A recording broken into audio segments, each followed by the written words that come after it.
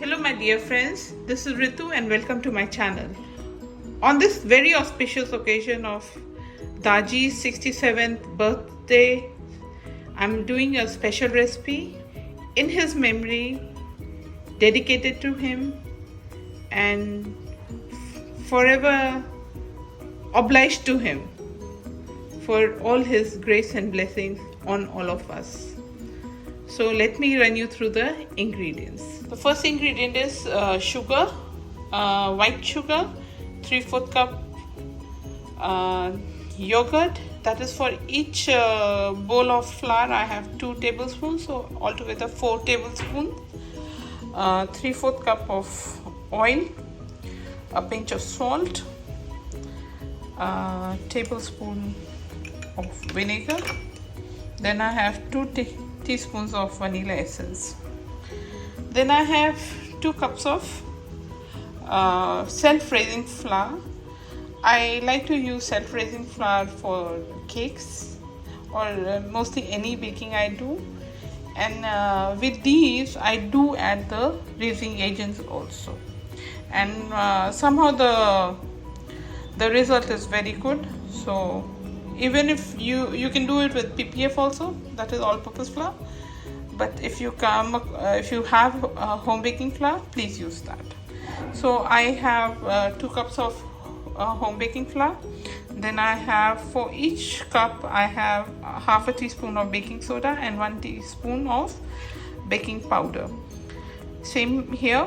And these are all leveled spoon measurement. All the measurements are leveled ones.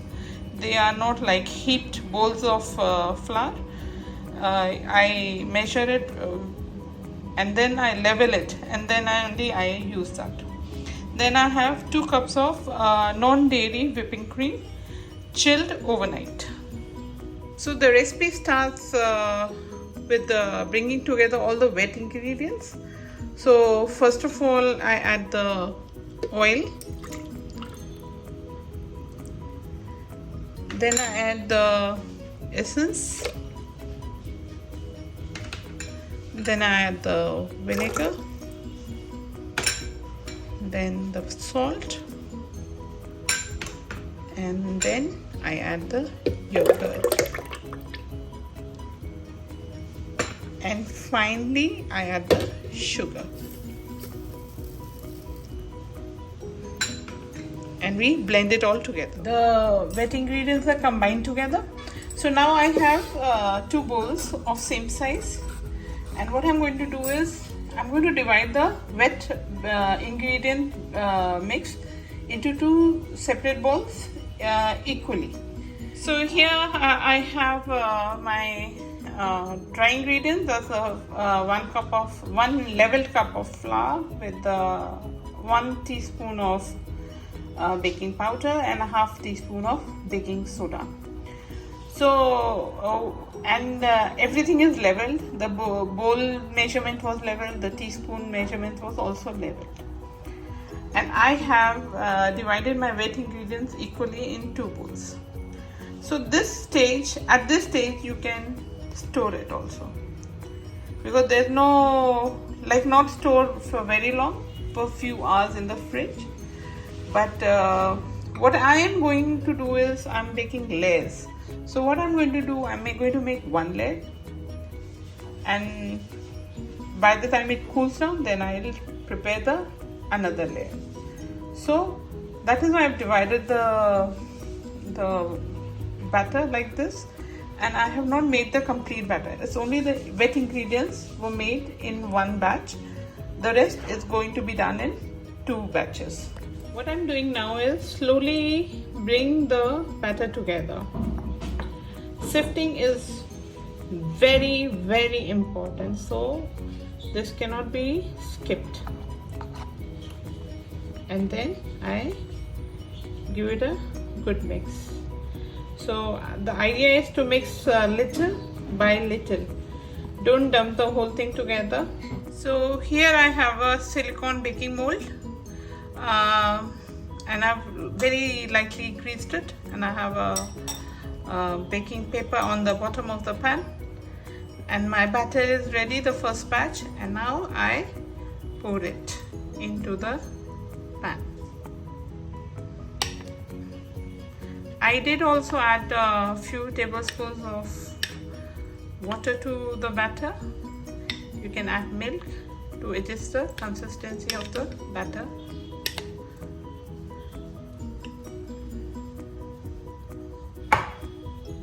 Another thing is I have it in a plate, and I've added half a cup of water to this plate. Till this stage, this is a fairly simple recipe and a very basic vanilla sponge cake recipe. So now what I'm doing is I'm cooking it in the microwave, and this will take 5 minutes to cook. So I shut it and I start the oven for 5 minutes. As the cakes are baking and cooling, I move on with my next preparation, that is the whipping cream. As I mentioned, this is 2 cups of non-dairy whipping cream. It has sugar in it. So I'm using an electric hand blender to beat it up. What you need to do is, it needs to be very much chilled. If you're in a hot place, living in a place with a very hot climate, chill your blades, chill your bowl, and then whip it. So for this I have 2 cups of whipping cream, and I have 1 teaspoon of vanilla essence, half teaspoon for each bowl of cream. And this is done. The peaks are speaking.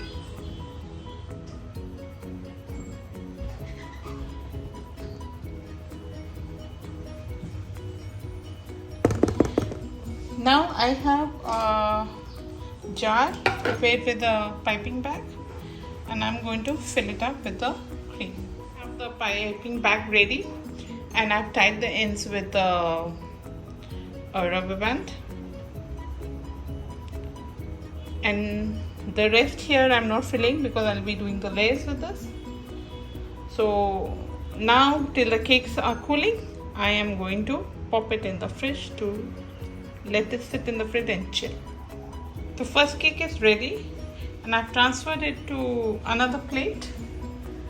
So because it's easy to handle the molds, though I can pick it up, but it's good for the cake not to be moved, shaken, or moved in any way. So I let it rest for 10 minutes. Then I repeat the same process once again. Here is my second layer. Second cake being baked. So here I have both the cakes. This has just come out of the oven, and this one has been out for literally 20 minutes and it's cooling down. So this is pretty hot at the moment, and I'm going to wait for 10 minutes, and then I'll demold it. And I have a wire rack over here with a container below, so that it has some air to cool the cakes. And this is going to take the cakes need to be very much cooled down. Ideally they should be baked a day before. Let them wrap them up. At this stage, wrap it up in a cling film and let it rest overnight in the fridge, and then you should do the icing. But I'm not doing that. I'm doing it immediately today, and even this will work out. I've sliced the cake into 2 layers. This is both the bottoms are here in a fresh plate in which I'll be keeping the cake, and then I have the tops over here. These tops, you need to be very careful. You need to put it back where you picked it up, so it settles very nicely and the levels are also not disturbed. I have sugar syrup, and then I have my whipped cream for the layers.